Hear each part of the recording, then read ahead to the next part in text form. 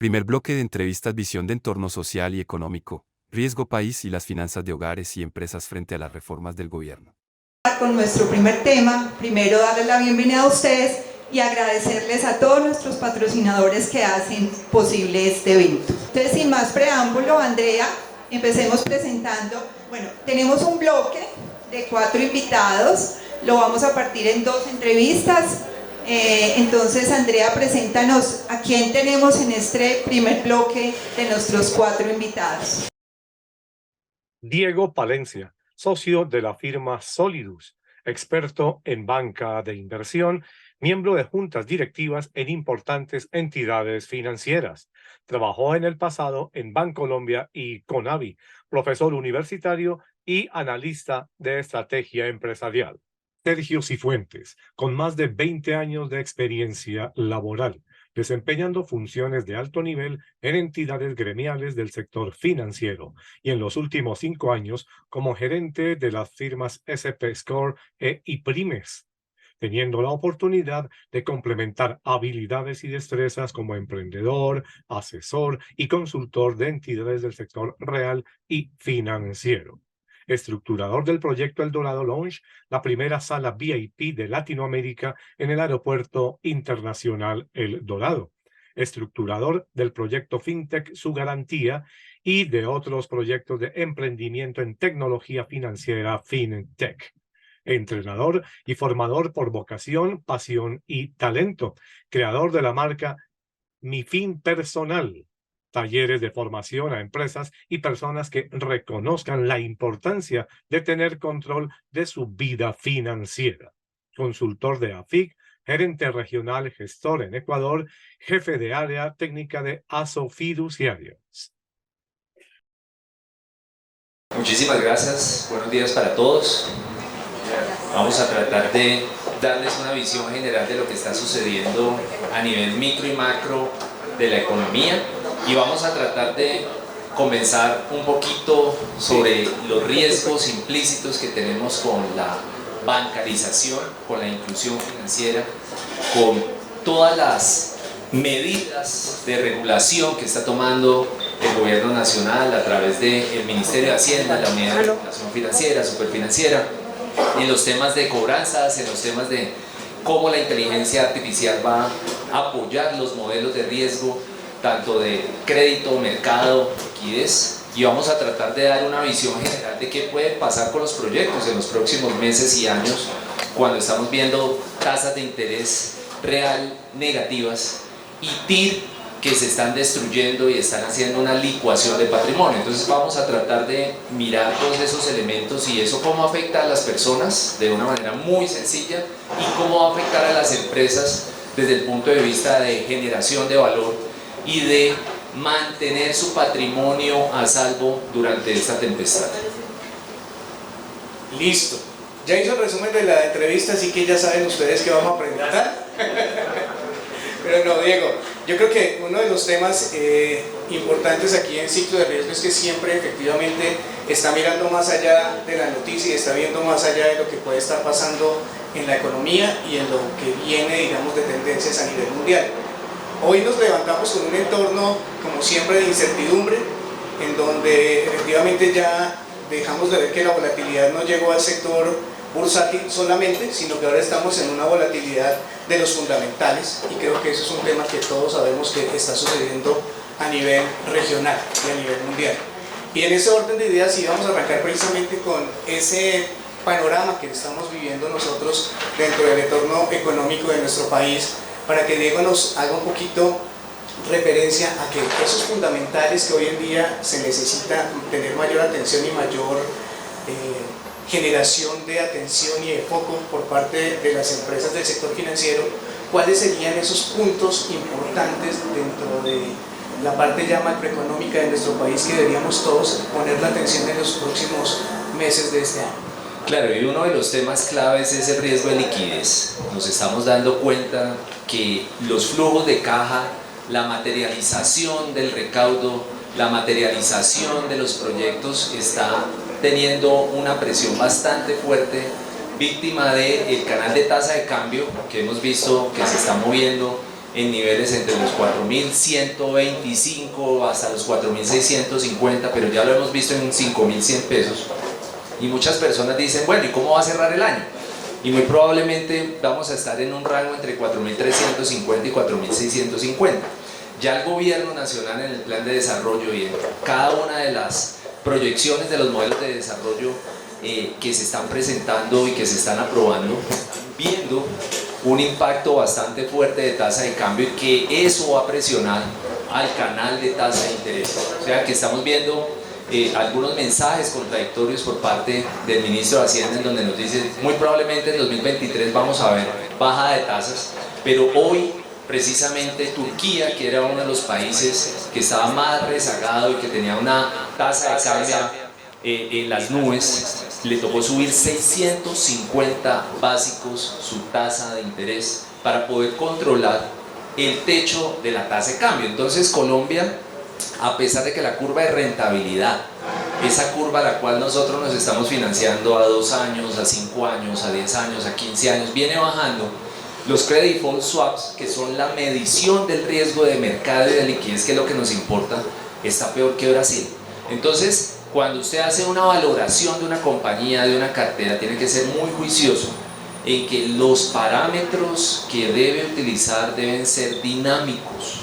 No podemos trabajar con modelos estáticos, porque esos modelos estáticos nos van a traer problemas de flujo de caja en el corto plazo, y muy probablemente nos vamos a dar cuenta que los presupuestos ya pasan a segundo plano y ya debemos empezar a manejar modelos de simulación, modelos que nos permitan analizar el stress testing que podamos tener en un momento determinado con una cartera. Ya estamos viendo los deterioros de las cosechas de 30, 60 y 90, es histórico. Nunca antes en la historia de Colombia habíamos visto que la cosecha se estuviera afectando en niveles de 60 días. Y entonces esos factores van a causar un deterioro bastante fuerte en el patrimonio, porque todo eso se tiene que cubrir con patrimonio. Yo no puedo salir a endeudarme más para cubrir los gaps o los márgenes que se me están presentando de intermediación o los márgenes que se me están presentando de pérdida, sino que tengo que capitalizar. Entonces, muy probablemente las compañías tienen que prepararse para un entorno de mejorar su patrimonio. En Basilea 1, 2 y 3 hemos visto que los bancos lo vienen haciendo de manera contracíclica, pero los intermediarios no bancarios tienen que hacerlo de una manera muchísimo más agresiva. Si yo antes estaba cubriendo al 150, hoy tengo que cubrir al 250 por la volatilidad y por la variabilidad que está teniendo la mayoría de elementos micro y macro. Entonces esto hace que los márgenes de intermediación se pierdan, que los márgenes de EBITDA se reduzcan al mínimo posible, y sobre todo vamos a tener un momento en donde no vamos a conseguir recursos, y cuando necesitamos los recursos nos cierran el paraguas, como decía Mark Twain. Justo cuando yo necesito plata, en ese momento las tasas de interés están en máximos, y en ese instante mi perfil de riesgo es tan alto que me van a empezar a exigir garantías, y ya lo estamos viendo en consumo, y ya lo estamos viendo con los intermediarios no bancarios que ya están diciendo, venga, un momentico, si usted quiere que le preste ya 100 millones, por favor me da una garantía, porque las condiciones de provisión son tan altas que el margen de intermediación se está secando. Y ahí es donde entran los temas de patrimonio. Los próximos 2 años vamos a estar viendo la necesidad de los socios de compañías de estar haciendo capitalizaciones, y van a ser capitalizaciones históricas, nunca antes vistas. Entonces tenemos que prepararnos para esos stress testing. Lo que hemos visto en la academia y lo que hemos visto en las investigaciones es que los 4 principales bancos en Colombia tienen un stress testing que parece aceptable, pero cuando uno ya le pone tasas al 13.25, le pone dólar a 4.650, cuando le pone el toque de los credit default swap, ya no se ve tan bonito. Entonces las condiciones micro y macro van a hacer que se pierda un poco de liquidez en el corto plazo, que las condiciones de préstamo sean mucho más complicadas, que las gestiones de cobranza tengan que empezar a utilizar metodologías mucho más agresivas, y muy probablemente vamos a tener que volver a un reperfilamiento de créditos, a un aumento de plazos, a una reducción de condiciones de liquidez de corto plazo, para poder que las personas no vayan a vivir momentos de altos niveles de estrés de riesgo de liquidez. Ya sabemos, porque lo vimos en la pandemia, si ponemos a una persona a pagar a las buenas o a las malas, vamos a tener problemas sistémicos. Y precisamente es uno de los mensajes importantes. Es necesario trabajar todos juntos en tener una estrategia de manejar esto ya no como un riesgo aislado, sino como un riesgo sistémico en el cual todos tenemos que poner. Llegó el momento de la pirinola y esta pirinola nos pone todos a poner. Listo. Creo que eso hace también que nos sentemos al siguiente nivel de la pregunta, y es: miremos las finanzas de los hogares. Esas finanzas personales, eso es lo que nos toca en nuestro bolsillo. Lo que estábamos viviendo en estos momentos conlleva también a preguntarnos, dentro de ese panorama que estamos viviendo, y sobre todo en Colombia, donde la inflación ya tiende a ceder, pero tenemos todavía unas tasas de intereses muy altas, ¿cuáles serían esas variables que debería tenerse en cuenta por parte de los hogares y por parte de nosotros como personas naturales para mirar el tema de capacidad de pago, nuestra capacidad de compra, sobre todo con una nueva tendencia que a nivel mundial se está vendiendo bastante, que es el de compra ahora y pague después? ¿Cómo ves ese panorama? Friedman se ganó el premio Nobel de Economía por una fórmula que dice: precio por cantidad es igual a liquidez por la velocidad con la cual yo haga una operación. Actualmente los descuentos duros lo que están realizando es un ajuste de cantidad para poder ofrecer un precio justo y que permita poder manejar la liquidez actual que vivimos a una velocidad lo suficientemente alta que me permita ser sostenible en función del tiempo. Esto fue producto de la crisis de los 70, del shock petrolero de los 70, y fue fruto del shock que se vivieron en los 80. Y actualmente, después de la pandemia, estamos viviendo un choque que está directamente relacionado con un choque de los 70, de los 80, todo finales de los 90, más 2008, y todo en un batido no mezclado. Porque las condiciones de esta tormenta perfecta hacen que las condiciones de liquidez se vean afectadas. Ya medir la liquidez en función del diferencial de activos y pasivos se vuelve muy complejo, porque precisamente la velocidad a la cual está cambiando todo es muy alta. Entonces, las condiciones de los hogares han hecho que los descuentos duros hayan crecido bastante. Eso les haya permitido tener un respiro, pero la velocidad con la cual ha cambiado los precios, el aumento de la gasolina y el aumento de ese canal de tasa de cambio que se va a ver reflejado en la inflación, van a traer unos efectos bastante complicados en el flujo de caja de los hogares.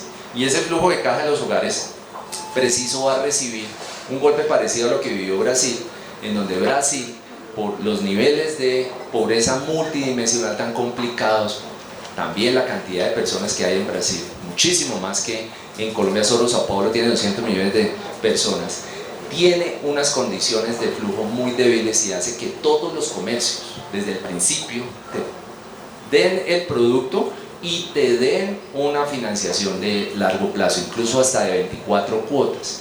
Y las personas se acostumbraron en Brasil a este nivel de endeudamiento, y este nivel de endeudamiento está causando que esas brechas de pobreza sean cada vez más altas. Y precisamente ahí es donde tenemos que enfocarnos en identificar cuáles son las ventajas que le podemos dar a esa base de la pirámide, con productos que le permitan a ellos financiarse de una manera mucho más eficiente, que les permitan la velocidad de poder repagar eso rápidamente y no permitir que ese pague después se vaya a ir a unos periodos de tiempo muy altos. Recordemos que el interés compuesto funciona muy sencillo, y es que al principio yo pago más interés que capital. Cuando suben las tasas de interés, eso no nos había tocado a la velocidad que lo estamos viviendo. Es que fue en 9 meses que han subido las tasas de interés más de 500 puntos básicos, y eso no estaba acostumbrado a Colombia a vivirlo, y menos los hogares a sentir ese golpe tan fuerte en sus finanzas. ¿Y cómo lo voy a organizar?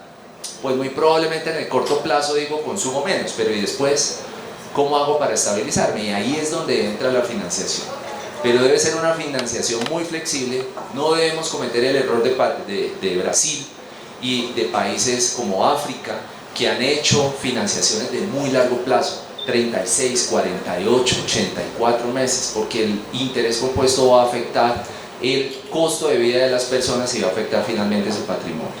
Entonces, uno de los temas claves es que debemos trabajar no solamente los intermediarios financieros, sino los intermediarios no financieros en ofrecer operaciones en donde se mida muy bien el riesgo de liquidez de las personas, sobre todo en estos momentos, y recordemos que la velocidad a la cual se han dado estos cambios es extremadamente alta. Ok, Diego, muchas gracias, muchas gracias. Eso hace también que nos vayamos al siguiente tema, para adentrarnos un poquito en la política de gobierno, con el tema del Plan Nacional de Desarrollo, donde precisamente entra a hablarnos de la economía popular, y esa economía popular empezó a permear y empezó a verse ya reflejada en los temas de regulación.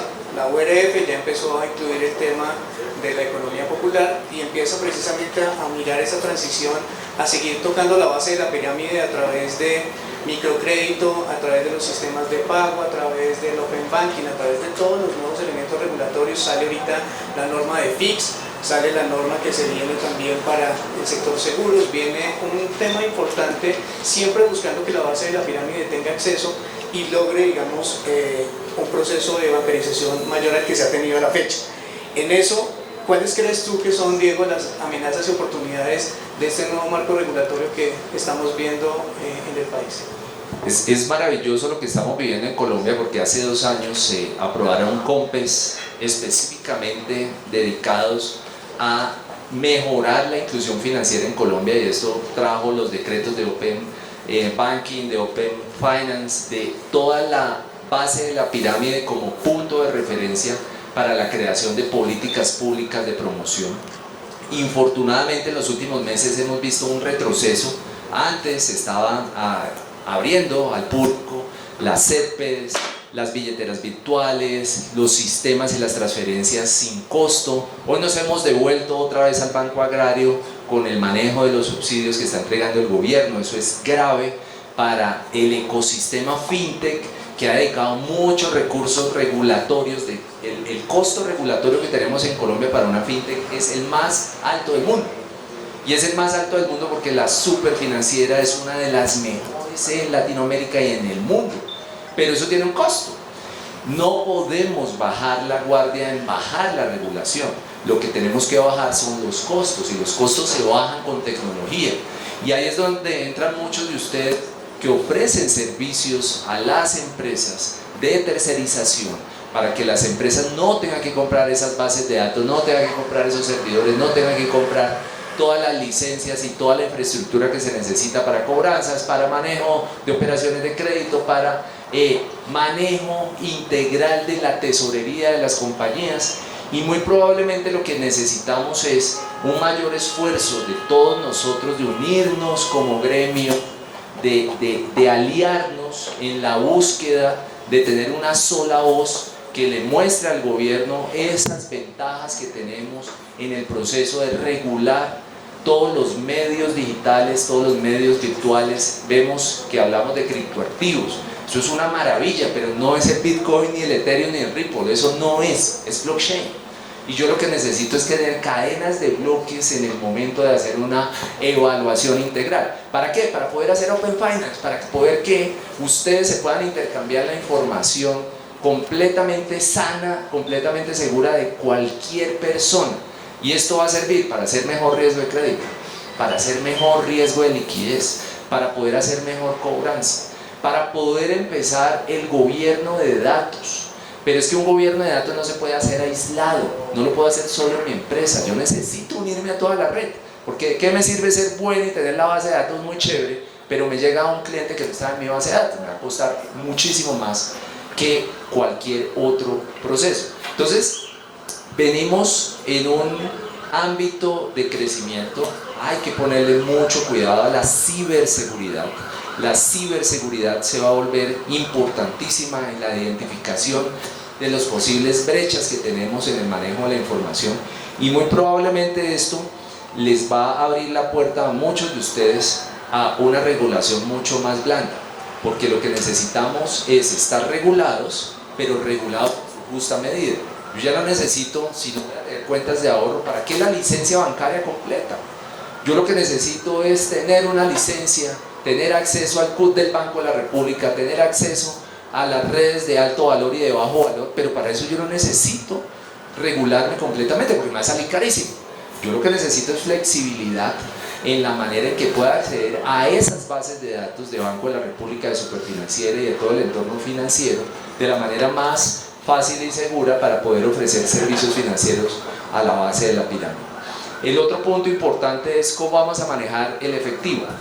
En Colombia estamos lejos de tener una digitalización amplia. Yo creo que muchos de ustedes todavía, los veo, ya les veo la cara, todavía pagan los servicios públicos con efectivo, les veo la cara, ¿cierto? Muy probablemente tenemos que avanzar mucho más rápido en el manejo de los sistemas de bajo valor, o sea, las billeteras virtuales, las CETPES, todos estos sistemas digitales, no Bitcoin ni Ethereum, eso es otro cuento. Lo que necesitamos es tener y poder hacer una transacción de comprarnos unos zapatos en Dinamarca pagados en pesos y que nos lleguen a la puerta de la casa. Y yo creo que hay todavía un camino gigantesco en fintech y en todo el tema de seguros. Todavía los seguros paramétricos y no paramétricos para agricultura son una locura, o sea, tienen primas del 4%. Y hay innovaciones que dicen, tengo una prima del 2%, no sirve. ¿Por qué razón? Porque es que en la base de la pirámide un 1% es su rentabilidad. Y muy probablemente lo que tenemos que ver es que tenemos que ser tan eficientes, tan eficaces y utilizar tan bien la tecnología que podamos ser eficientes en la estructura de costo y con esa estructura de costo ser sostenibles y viables en el largo plazo. Perfecto. Se dan cuenta que hemos resumido demasiado en tan poco tiempo. Es que nos dieron 15 minutos, entonces somos muy juiciosos del tiempo. Una última pregunta que vamos a hacer con Diego, y es: Diego, como banquero de inversión, y ahí sí como me pongo en la otra línea como gestores de negocios, estamos viendo que efectivamente existen grandes proyectos de inversión en el país, pero hay algo que está pasando a nivel ya local muy fuerte, y es el tema de la liquidez. Cuéntanos cómo estás viendo ya desde el punto de vista de negocios el tema de la restricción de liquidez que empezamos a sentir y las tasas de interés, cómo estamos viendo ese panorama para finales de este año y lo que queda de por lo menos de los próximos 18 meses. El caso bandera sería el caso Grupo Empresarial Antioqueño Gilinski. Llegar en el momento oportuno, a la compañía oportuna, con los niveles de liquidez oportunos, comprando al precio más barato y sin pagar prima de control, me quedo con una compañía. Ese es el efecto que ustedes van a ver en los próximos meses y en los próximos años. Porque es que el mundo está sofisticado en las finanzas corporativas. Yo ya sé cuál es el margen, el EBITDA, yo ya sé cómo entra la plata y sale la plata de todas las compañías en Colombia. Porque precisamente por eso es que muchas empresas todavía piensan que no hay grandes inversionistas mirando qué es lo que está pasando en el corto plazo en Colombia. En este momento la licuación de patrimonio es tan alta que una persona pudo comprar un grupo empresarial con la cédula y realizó una operación tan sofisticada que todavía ni siquiera la entendemos. Hay minoritarios que todavía no entienden por qué Nutresa está en 50.000 pesos, no entienden por qué no compró Bancolombia, no entienden por qué razón Grupo Sura va a hacer un cruce de acciones con ellos y que se creó un patrimonio autónomo. Pero es que esto es las finanzas corporativas, las compras hostiles de los 70s, que ya están extremadamente avanzadas en el mundo, y precisamente el Grupo Gilinski pudo aprovechar en un momento determinado las condiciones de mercado y sacar una ventaja bastante importante.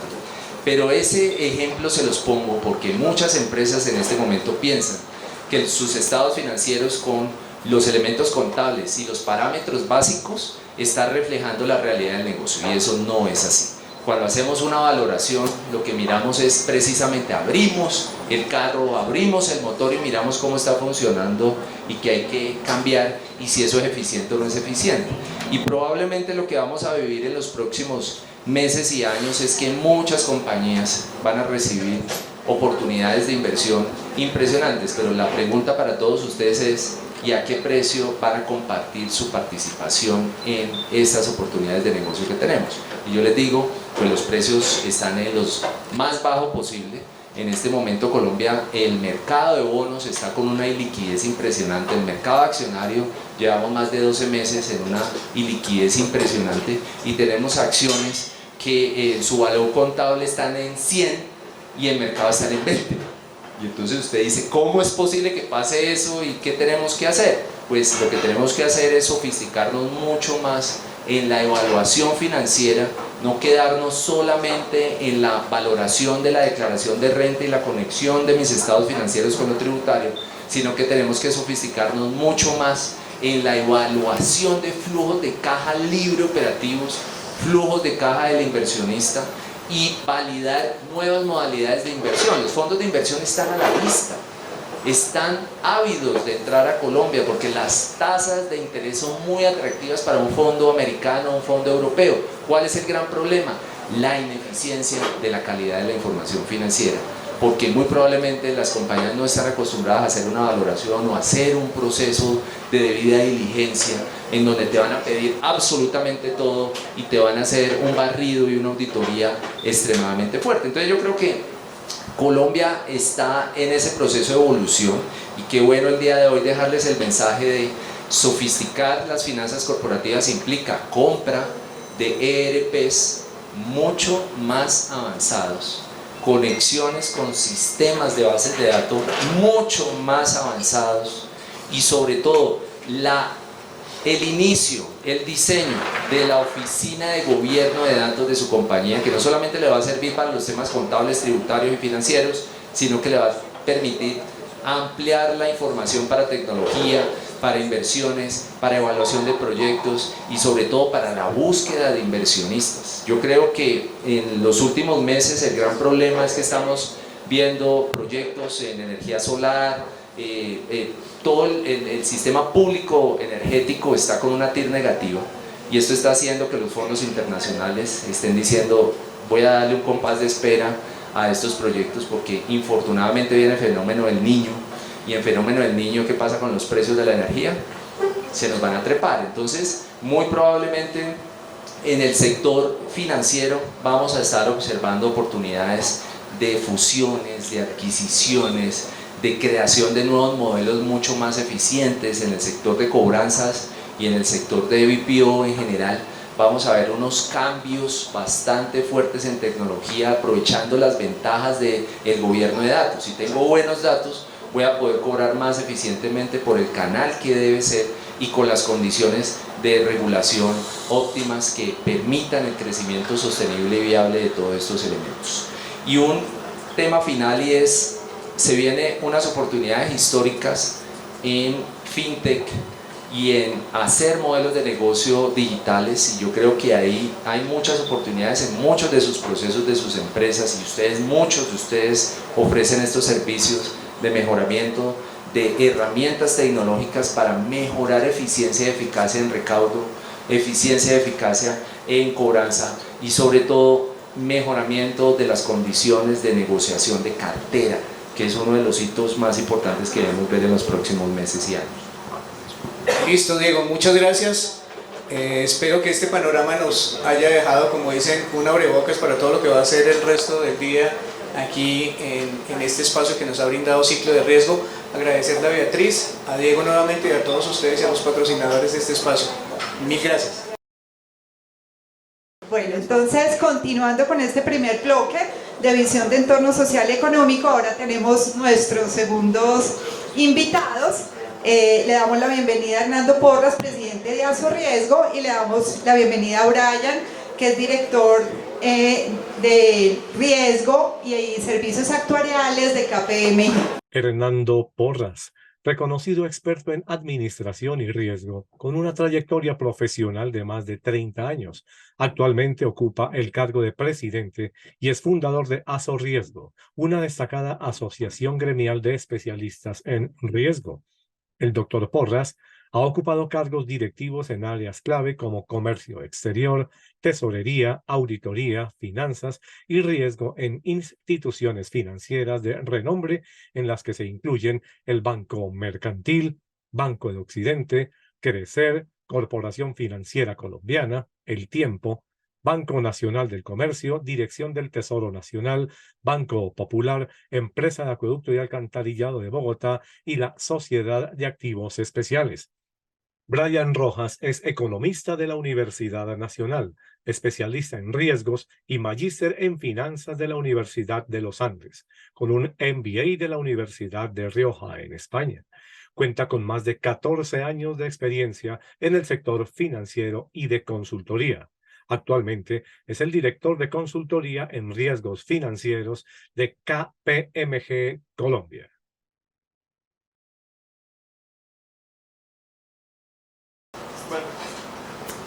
Muy buenos días. Es más larga la presentación que la entrevista. Y yo tengo 4 hojas para preguntarle a Brian sobre economía. Bueno, Brian, estábamos hablando hace unos minutos sobre riesgo de tasa de interés, riesgo de liquidez. Y continuando con esa línea, digamos, temática, la primera pregunta que quiero hacerte es, en virtud de tu experiencia y tu larga trayectoria en estos temas, ¿cuáles consideras tú son los mayores riesgos que enfrenta nuestro país en este momento? Y en particular, son 2 preguntas, y en particular, no solamente los riesgos del país, sino los riesgos que enfrentan las entidades crediticias. ¿Qué opinas? Bueno, buenos días a todos, gracias por la invitación, por el set de preguntas. Bueno, el país está presentando una serie de riesgos relevantes, creo que día a día los estamos conociendo en todas las noticias que salen. El primero es de conocimiento para todos, es el riesgo político que estamos llevando. El país obviamente está llevando las decisiones que se tomaron desde el año pasado y la inestabilidad política que estamos llevando pues, va a llevar consecuencias de alta volatilidad en los mercados, como lo hemos visto, lo vemos en los diferentes mercados, el accionario, el mercado valores, el mercado cambiario. Entonces esto va a ser una realidad, lo vamos a seguir enfrentando durante los siguientes años. Las decisiones políticas del gobierno de esta semana y la semana pasada pues ya han llevado sus consecuencias.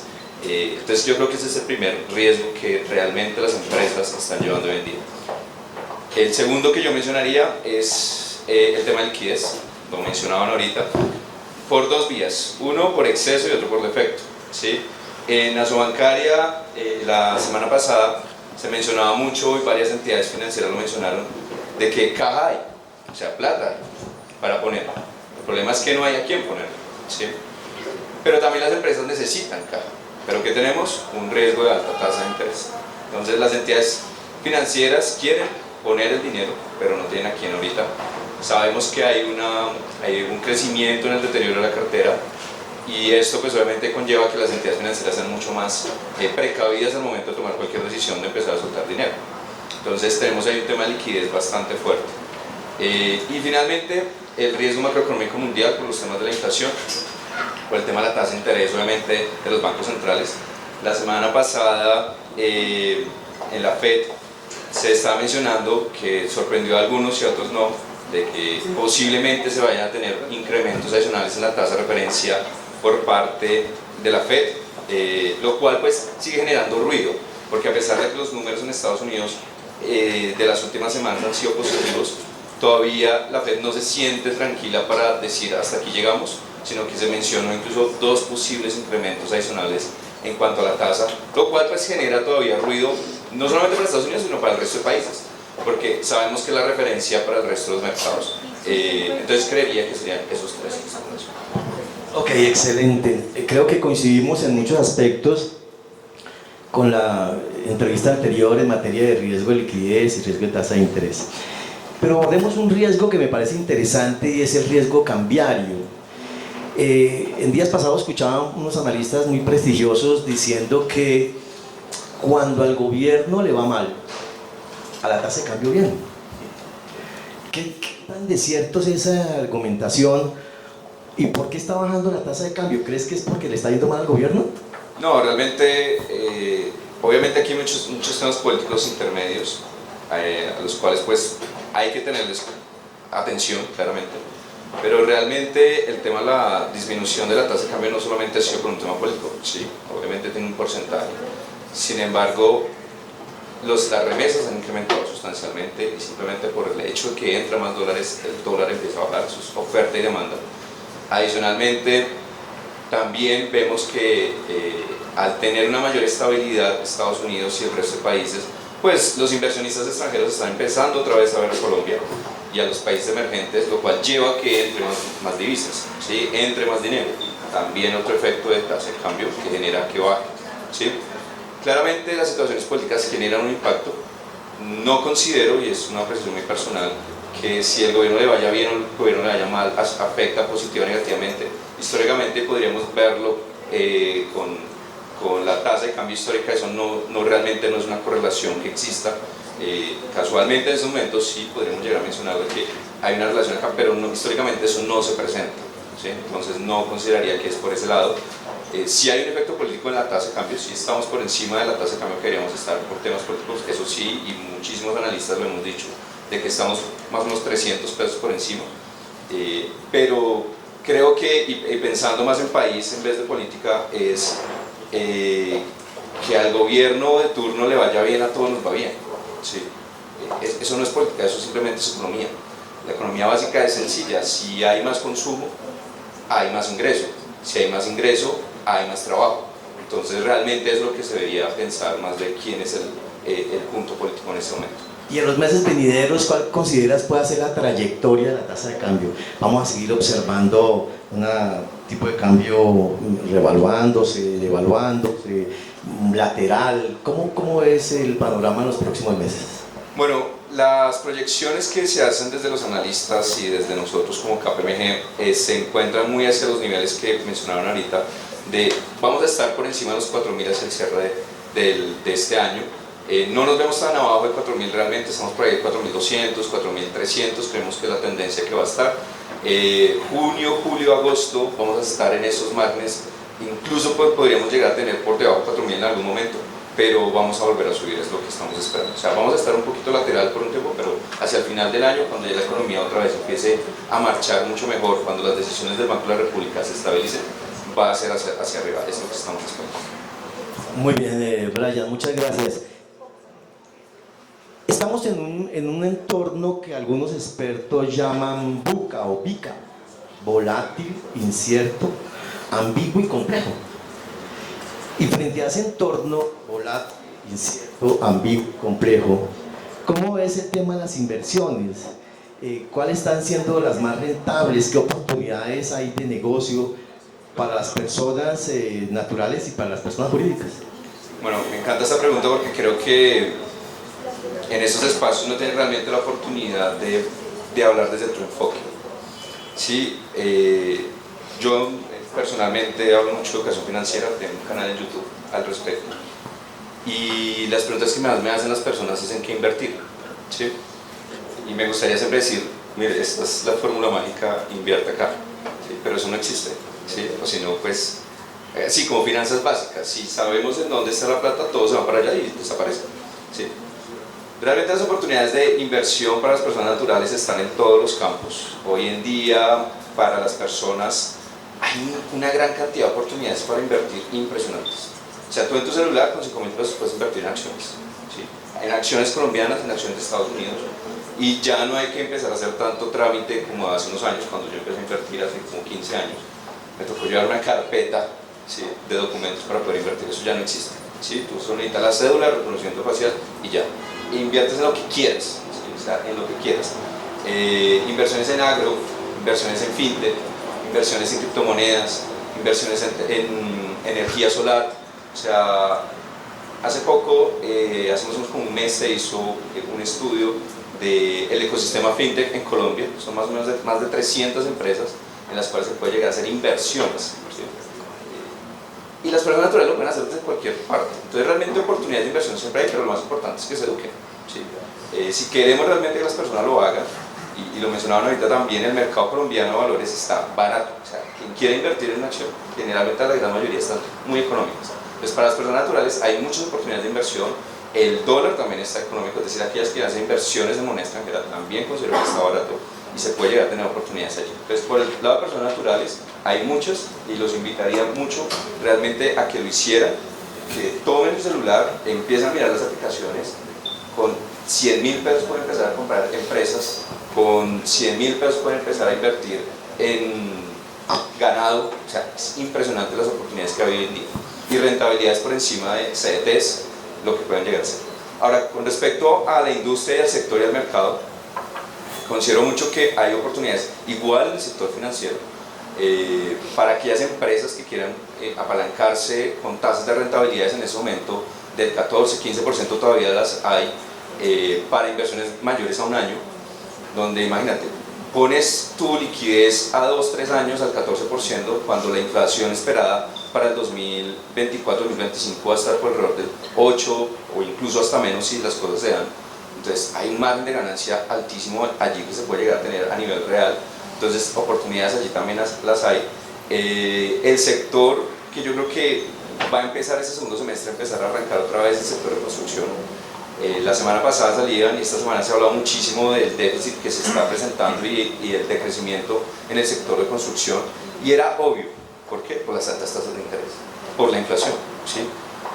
Pero ya estamos viendo, y hay programas muy interesantes como el programa Mi Casa Ya del gobierno, que está supremamente demorado, pero ya en junio arrancaron con los desembolsos, donde considero que ya va a empezar a dinamizar un poquito más por lo menos lo que es la compra y venta, y a partir de allí, sector de construcción, que es, históricamente ha sido uno de los más importantes para Colombia, genera empleo, genera crecimiento económico, genera disminución de inflación, realmente va a ser muy atractivo para aquellas empresas que están asociadas a estos sectores, incluso para el mismo sector financiero, ¿no? Porque lo vemos en las estadísticas, que ha sido uno de las líneas de negocio que más ha disminuido también, que es la colocación de cartera para este tipo de sectores. Pero ahorita con mejores tasas, mejores condiciones, el precio del acero ha bajado bastante, creo que realmente es uno de los sectores que le veo más impulso para los siguientes meses. Bueno, pues muy bien, muy interesante tu apreciación como experto en este tema de la inversión. Cambiando, como dirían los toreros de tercio, quiero regresarme al tema de tasas de interés para hacerte una pregunta final. Y es que Colombia sí ha tenido incrementos sustantivos en las tasas de interés. Recordemos, en el año 98 la ETF llegó al 40%, pasó del 20 al 40%. Es decir, sí hemos estado en momentos de alto incremento en la tasa de interés. Pero ese fenómeno se ha venido acentuando y ha venido afectando el margen financiero bruto de las organizaciones que desarrollan actividad crediticia, básicamente porque hay un descalce entre los vencimientos del activo y los vencimientos del pasivo. Las captaciones y los depósitos que tienen estas entidades son de muy corto plazo, en tanto que su cartera es de más plazo. Cuando sube la tasa de interés, hay una diferencia de velocidades. El incremento en el pasivo es mucho más veloz, se reprecia mucho más rápido porque sus vencimientos son más cortos, en tanto que el activo es más lento, solamente se reprecia con las nuevas colocaciones. Y eso hace que surja un riesgo estructural de balance. ¿Qué recomendaciones como experto en riesgo le darías tú a este tipo de entidades que están frente a márgenes financieros negativos? En el sector solidario, por ejemplo, de 183 cooperativas de ahorro y crédito, 41 están dando pérdidas. A ese grupo, ¿qué les dirías? Bueno, yo creo que lo que comentas se ha alineado mucho con lo que la Superintendencia Financiera ha estado solicitando. Para los que pronto no lo conozcan, las entidades financieras tienen que empezar a trabajar sobre justamente el riesgo de tasa de interés, ¿sí? Que es justamente una de las grandes problemáticas que se ha mencionado, no solamente en Colombia, ¿sí? Sino que esto realmente nace desde Basilea III, ¿sí? Y viene mucho más fuerte con lo que se denomina Basilea IV. Entonces, ¿qué tienen que hacer las entidades? Arrancar, ¿sí? Esto tampoco es un tema nuevo, ¿sí? Esto, en los comités de ALCO, de activos y pasivos, siempre han existido, pero cuando efectivamente la brecha empieza a ser tan alta como la que está ocurriendo en estos momentos, pues cuando ya te empieza a tocar el bolsillo, ahí sí te preocupas, ¿no? Entonces, realmente la tarea es arrancar y empezar a hacer esos ejercicios de sensibilidad, ejercicios de simulación, ejercicios de stress testing, donde también las entidades tienen que hacer inversión, porque cuando hablamos de carteras de más de 1 millón de obligaciones, eso en un Excel no ocurre. Entonces se los digo inmediatamente, o sea, hacer ese tipo de cosas no funciona. Entonces tienen que hacer inversiones en tecnología para que pueda realmente analizar cuáles son los escenarios y tomar mejores decisiones. Porque efectivamente casi siempre los análisis que hacen la mayoría de entidades, yo las conozco muy bien, lo que hacen es un análisis paralelo. Entonces llegas y subes la tasa 100 básicos o la baja 100 básicos y ya, ¿sí? Pero la estructura, como tú lo mencionas, hay una estructura temporal que es muy diferente tanto en el activo como en el pasivo, y en cada uno de los productos es diferente. No sería coherente, digamos, que yo subirle a toda la base de cartera 100 puntos básicos similar cuando tengo productos de tarjeta de crédito que no se mueven a la misma velocidad que los productos de largo plazo, como pueden ser los hipotecarios. Entonces realmente las entidades financieras tienen que hacer ese trabajo, ¿sí? Ahora, ¿qué pasa con las cooperativas? A mí me encantan las cooperativas, creo que es un negocio muy bonito porque realmente ayuda muchísimo a la economía, a dinamizar la economía de abajo, ¿sí? Y la del medio. Pero tiene un grave problema que lo vemos, y tú que estás en Azurriesgos, es el tema de la falta de formación técnica y especializada que ellos tienen, ¿sí? Obviamente, al tener presupuestos más cortos, acceder, digamos, que a esa capacitación, a esa formación y a esa tecnología que podría llegar a funcionarles es mucho más difícil. Entonces realmente hay que hacer un esfuerzo para ellos, y por parte de la Superintendencia de Economía Solidaria también sabemos que en los últimos años se ha hecho un esfuerzo fuerte en empezar lo que se conoce también como el SIAR, el Sistema Integral de Administración de Riesgos. Empezaron con el SAR, empezaron con el SARC, el SAREM, el SARO. Es darle un poquito más de velocidad a la superintendencia para que ayude. Lastimosamente en este país, y lo vemos mucho, las entidades financieras hacen las cosas cuando se las piden, ¿sí? No cuando realmente lo necesitan. Entonces, ahorita las entidades financieras me llaman y me dicen: Brian, ¿tú has hecho eso de tasa de interés? Digo, sí, claramente. Digo, ¿por qué me vienes a buscar ahora? No, es porque la super me llamó. Entonces, ¿por qué no lo hicieron antes? Porque no era necesario, no era mandatorio, no era obligatorio. Entonces, realmente es una gestión a veces como a esperar de que me llamen, a buscar, y antes de ser como más proactivos. Entonces yo creo que al sector solidario nos faltaría un poquito más como incentivarlos a eso, ¿sí? Y al sector financiero ya le tocó, ya ahí sí, ya ahí verán cómo lo solucionan, pero para el sector solidario yo creo que sí falta un poquito más de dar impulso para que lo empiecen a hacer, porque creo que no me gustaría empezar a ver cooperativas que se empiezan a quebrar. Eso no lo esperaría, o sea, creo que no lo queremos nadie. Bueno, las cooperativas, algunas han adoptado como buena práctica los lineamientos de la identificación y cálculo del riesgo estructural de balance por tasa de interés, pero pues no es una práctica generalizada. Pues bien, Brian, muchas gracias. Estas son las preguntas que han pensado para vos, que eres experto en temas de riesgo. Muchas gracias a ustedes por su presencia y hasta una nueva oportunidad. Muchas gracias a todos.